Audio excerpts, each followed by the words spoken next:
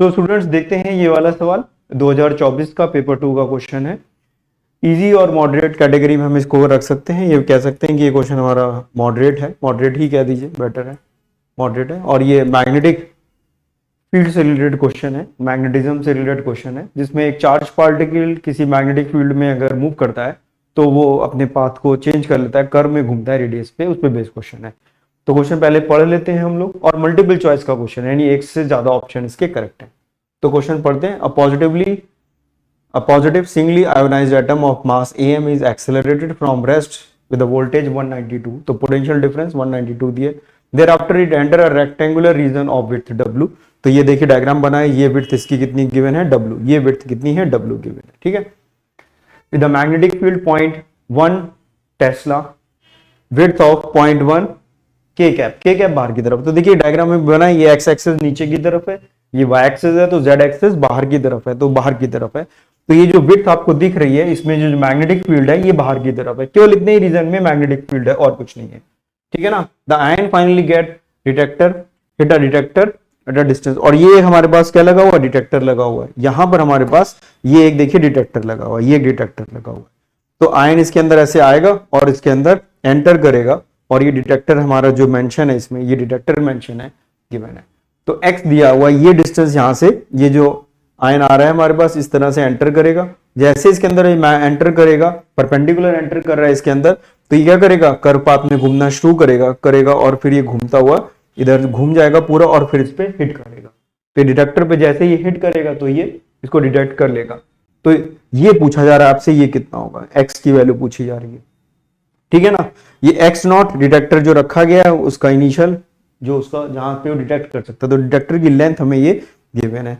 देख लेते हैं जरा क्या क्या डायग्राम और में गिवन है, तो इन सबको हम लोग समझना पड़ेगा। तो ये पॉइंट वो है जब ये आयन यहाँ पर आके हिट कर रहा है, डिटेक्टर में किस जगह पर हिट कर रहा है। जैसे मान लीजिए ये पूरा बोल्ड हमारा डिटेक्टर है, तो इस पॉइंट से लेके इस पॉइंट तक ये डिटेक्टर है।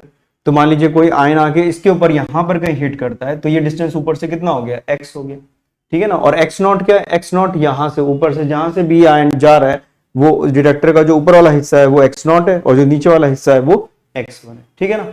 तो हमें मालूम है कि कोई भी आयन या कोई भी चार्ज पार्टिकल जब किसी एक्सटर्नल मैग्नेटिक फील्ड में जाता है तो उसमें जो पाथ है उसका वो चेंज हो जाता है, और रेडियस की वैल्यू हमें पता है, r इज इक्वल टू कितना हो जाता है, mv upon QB, r equal to mv upon QB. ये स्टैंडर्ड फॉर्मूला है जो कि हमें पता है। अब इसके ऑप्शंस देख लेते हैं, क्योंकि ये मल्टीपल चॉइस का क्वेश्चन है, इसलिए इसके ऑप्शंस भी हम लोग देखें कि कौन कौन से गिवन है हमें। तो देखिए ये गिवन है, which of the following options is और आर करेक्ट। तो पहले पूछ रहे हैं कि the value of x for which hydrogen ion is 4 centimetre. तो हमें x की वैल्यू बतानी है कि अगर ये हाइड्रोजन का आयन है, ठीक है ना, यानी q की वैल्यू इसमें कितनी है, 1.6 10 की पावर -19, और जो मास है, क्योंकि हाइड्रोजन है तो केवल एक प्रोटॉन या एक न्यूट्रॉन, एक प्रोटॉन ही होगा इसके अंदर, तो वो वैल्यू कितनी हमारे पास हो जाएगी, वो मास हमें गिवन है यहाँ पर, मास ऑफ प्रोटॉन और न्यूट्रॉन हमें यहाँ पे मेंशन है। तो मास हो जाएगा केवल एक सिंगल प्रोटॉन या न्यूट्रॉन प्रोटॉन का। The value of x for an ion am, अगर मास इतना कर देते हैं तब कितना हो जाएगा, the detecting ion this one, ये वैल्यू गिवन है। फिर इस तरह से बाकी वैल्यूज हमें गिवन है, तो एक एक करके हम लोग पहले इसको चेक कर लेते हैं।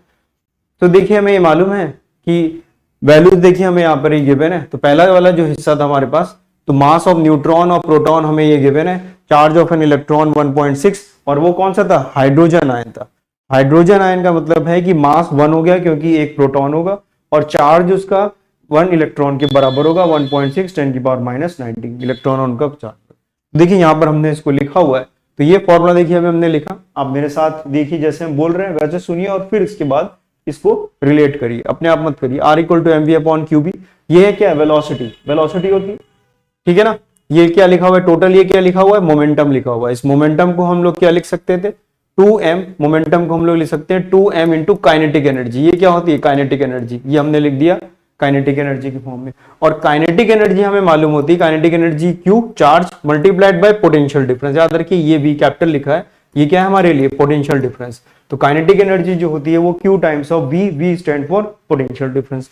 तो ये हमने Q इंटू V लिख दिया, थोड़ा इसको अरेंज कर लिया क्योंकि चार्ज दिया था, ये वैल्यू पुट कर दी।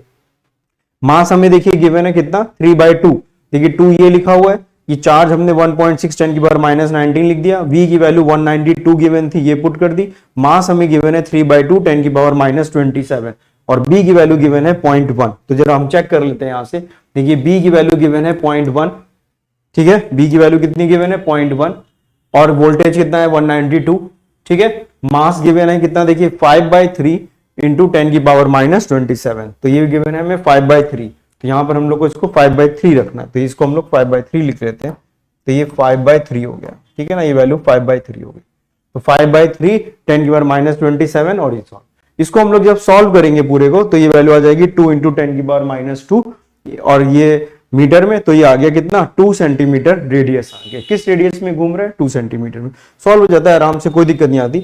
इसको अगर आप चाहेंगे तो ये डिविजिबल है, इसको आप यहां से हटा दीजिए, ऊपर लगा दीजिए 10, तो इसको आप जब सॉल्व करेंगे तो ये वैल्यू आ जाएगी 1 और ये वैल्यू आ जाएगी हमारे पास 2, तो ये 12 से कैंसिल हो जाएगा, 3 से आप इसको कैंसिल करेंगे तो ये 4 हो जाएगा, ठीक है ना, और ये ऑलरेडी हमारे पास कितना दिया हुआ है 10 और ये 10 की पावर, तो 10 की पावर कितना आ जाएगा ये 10 की पावर आ जाएगा -6, 10 की पावर -6 इंटू 4, तो 2 इंटू 10 की पावर -6, सॉल्व करेंगे यू विल गेट 2 सेंटीमीटर।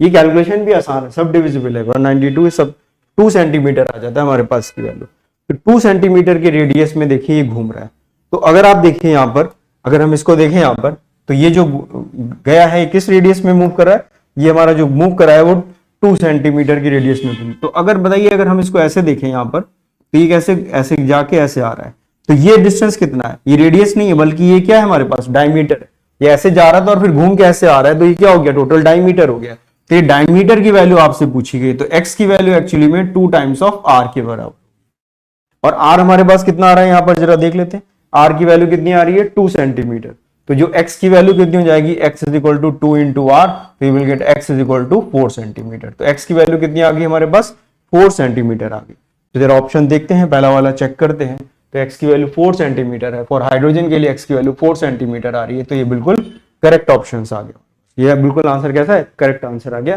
तो ए का तो आंसर सही आ गया, इतना आ गया समझ में, आई होप इतना तो आपको समझ में आ गया। अब दूसरे वाले में कह रहे हैं तो find the value of x for ion is am is 144, ये हाइड्रोजन की जगह 144 हो गया, यानी मास जो है उसका 144 हो गया, तो इसका मतलब है कि जो मास की कैसे प्रोपोर्शनल है, तो जरा देख लेते हैं हम लोग, अभी हम लोगों ने देखिए फॉर्मूला यहाँ पे लिखा, तो जो रेडियस है देखिए जो रेडियस है वो जो m है, m के यहाँ पर m की वैल्यू अभी हम लोगों ने कितनी रखी थी 1 रखी थी, एक प्रोटॉन जो भी था, और अब यहाँ पर m की वैल्यू कितनी पुट कर देंगे जो हमें गिवन है, तो r जो है वो रूट टाइम्स ऑफ m के प्रोपोर्शनल है, ये तो होगा बताइए, तो r जो है that is proportional to root over m, तो जब हमने m की वैल्यू यहाँ 1 पुट करी, जब m की वैल्यू 1 पुट करी, क्योंकि ये था m की वैल्यू जब 1 पुट करी तो r की वैल्यू कितनी थी हमारे पास, कितनी थी, r की वैल्यू 2 सेंटीमीटर थी, अब m की वैल्यू अगर इतनी होगी तब वैल्यू पूछ रहे हैं आपसे कितनी होगी, तो r जो है m की वैल्यू कितनी है, r इज इक्वल टू कुछ कांस्टेंट आप लिख दीजिए, c लिख दीजिए, ये वैल्यू आ गई रूट m, तो ये वैल्यू कितनी है हमारे पास 2 सेंटीमीटर, ये c ये वैल्यू कितनी थी 1, अब पूछ रहे हैं r की वैल्यू कितनी हो जाएगी, r कितना हो जाएगा, ये वैल्यू c हो गई और ये वैल्यू कितनी आ गई यहाँ से 144, तो 144 रख दी, तो c की वैल्यू इतनी आ गई, c की वैल्यू आपने यहाँ कितनी आ रही है देखिए 2 आ रही है, तो यहाँ 2 लिख दिया और ये वैल्यू कितनी आ गई 12, तो रेडियस कितना आ गया 24 सेंटीमीटर, लेकिन आपसे पूछा जा रहा है x, ये वही सिचुएशन है, देखिए ये डिटेक्टर है हमारे पास, ये ऐसे जाएगा और फिर ये ऐसे घूम के आएगा, तो आपसे एक्चुअली में इस केस में भी जो x पूछा जा रहा है वो और कुछ नहीं बल्कि 2r की ही वैल्यू पूछी जा रही है, तो x की वैल्यू कितनी आ गई इस केस में 24 multiplied by 2 which is equal to 48 centimetre, तो अगर हम मास इंक्रीज कर देंगे, पहले मास 1 था, अब मास हमने कितना कर दिया 144, तो जो रेडियस है वो मास के रूट टाइम्स के प्रोपोर्शनल है, रूट ओवर m जो है वो r के प्रोपोर्शनल है, तो ये जो इसका जो रेडियस है वो इससे कितने टाइम्स ज्यादा हो जाएगा 12 टाइम्स ज्यादा हो जाएगा, तो 12 टाइम्स ज्यादा होने की वजह से कितना आ गया 48, तो हमारा बी ऑप्शन भी देखिए बिल्कुल करेक्ट आ गया, तो बी ऑप्शन भी करेक्ट हो गया, तो ए ऑप्शन करेक्ट हो गया, बी ऑप्शन करेक्ट हो गया। अब हम लोग सी पर आते हैं, for detecting the ion 1 am और 196 the minimum height x1 minus x0 of the detector is 55 centimetre, ठीक है, तो ये पूछ रहे हैं आपसे, तो इसमें अगर हम लोग यहाँ पर देखें, इसको रब करते हैं, ये तो हो गया हम लोग का सवाल, इसी को यहाँ पर ही कर लेते हैं, सॉल्व करते हैं हम लोग इस वाले ऑप्शन को, तो हमारे पहले और दूसरे ऑप्शन तो देखिए करेक्ट हो गए, अब हम लोग इसका थर्ड ऑप्शन देख लेते हैं, for detecting the ion with 1 am की वैल्यू 1 दी है, 196 1 और 196 के बीच में पूछ रहे हैं कि कितनी हाइट उसकी होनी चाहिए। तो देखिए डिटेक्टर हमारा देखिए क्या बना हुआ है, ये देखिए डिटेक्टर बना हुआ है हमारे पास, ये वाला जो हिस्सा है डिटेक्टर का बना हुआ है। वो कह रहे हैं कि कितनी होनी चाहिए। अगर ये ए की वैल्यू 1 है, अगर ए एम की वैल्यू कितनी है, ए एम की वैल्यू अगर 1 है तो ये इसकी हाइट कितनी होनी चाहिए, कितनी हाइट तक का डिटेक्टर, यानी 1 वाले को भी मेजर कर ले और किसको मेजर कर ले, वो और किसको मेजर कर ले, और ये मेजर कर ले हमारे 144 वाले को, सॉरी 196 वाले को, ये दोनों को मेजर कर ले। तो हमें मालूम है जो x है, जो x की वैल्यू हमारे पास आ रही थी, जो x की वैल्यू आ रही थी that will be equal to 2r, और r की वैल्यू जो थी that is proportional to root over m के प्रोपोर्शनल थी, ये तो था। तो देखिए x नॉट की वैल्यू कितनी है, 4 सेंटीमीटर। इस केस में देख लीजिए जो गिवन है, इजी सा है ये वाला हिस्सा, 4 सेंटीमीटर। ये देखिए 4 सेंटीमीटर हमें गिवन है यहाँ पे, ये x की वैल्यू हमने 4 सेंटीमीटर निकाली थी। कब, जब am की वैल्यू कितनी थी, 1 थी। मास 1 ही तो लिखा था हम लोग ने, एक प्रोटॉन बस लिखा था और कुछ नहीं लिखा था।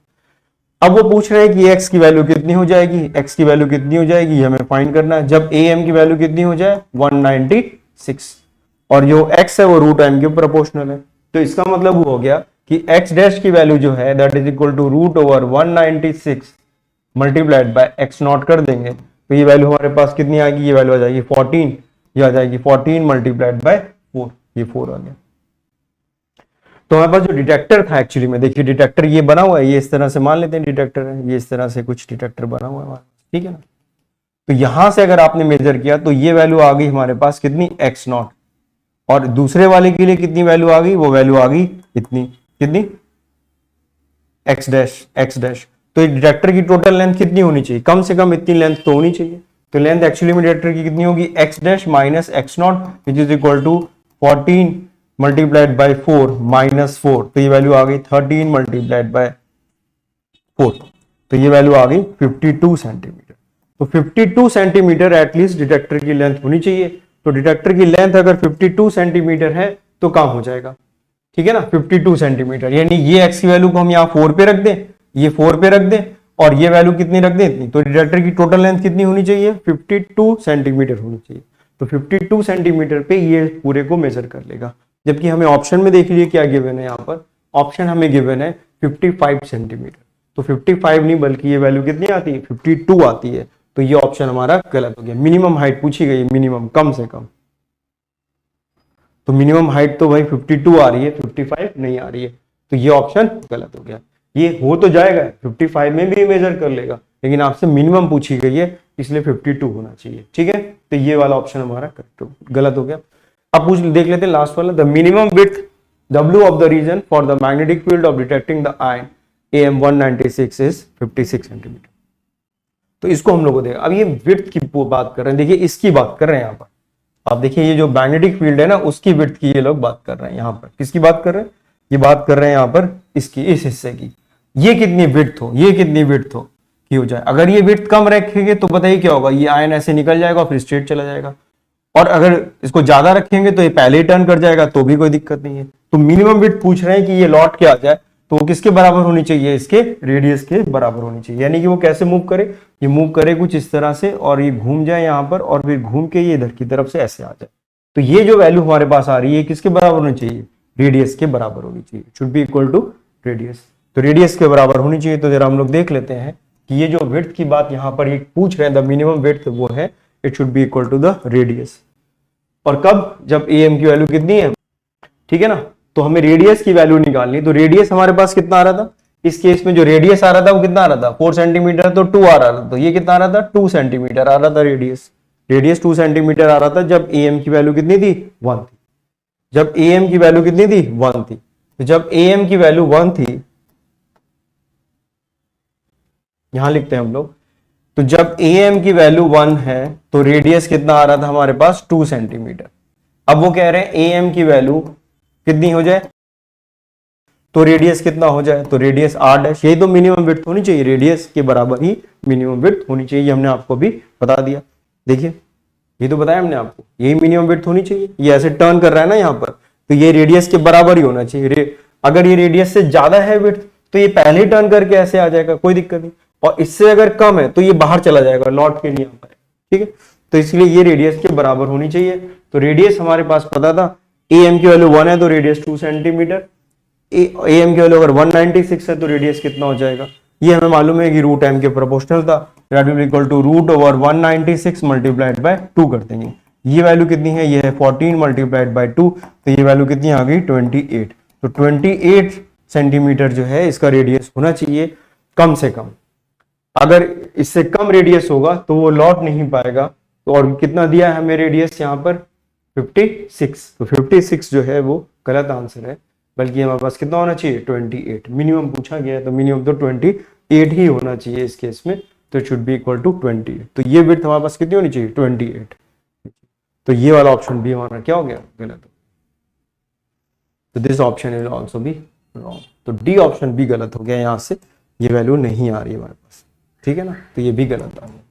तो ए और बी केवल ऑप्शन इसके करेक्ट है, सी और डी आंसर नहीं है। सी के लिए हम लोग ने देखा तो 52 आना चाहिए था, और जो डी के लिए हम लोग ने इसको देखा तो डी के लिए वैल्यू आनी चाहिए थी 28, जो कि कितनी आ रही है, इसमें कितनी गिवन है 56। तो ये दोनों ऑप्शंस गलत हो गए। तो हम लोग ने चारों ऑप्शंस कैलकुलेट करे आराम से, सारी चीजें देखी और फिर इसको पता किया। तो आई होप आपको समझ में आ गया होगा, अच्छा क्वेश्चन था ये। तो स्टूडेंट्स, अगर आपको अच्छा लग रहा है तो प्लीज चैनल को लाइक कर दीजिए, सब्सक्राइब कर दीजिए, नोटिफिकेशन ताकि आपके पास आते चले जाए जो जो चीजें हम लोग इसमें करते जा रहे हैं, ताकि फिजिक्स जो है आपकी थोड़ी सी मजबूत हो सके और आप एक अच्छा स्कोर कर सको। तो wish you all the best, take care and bye.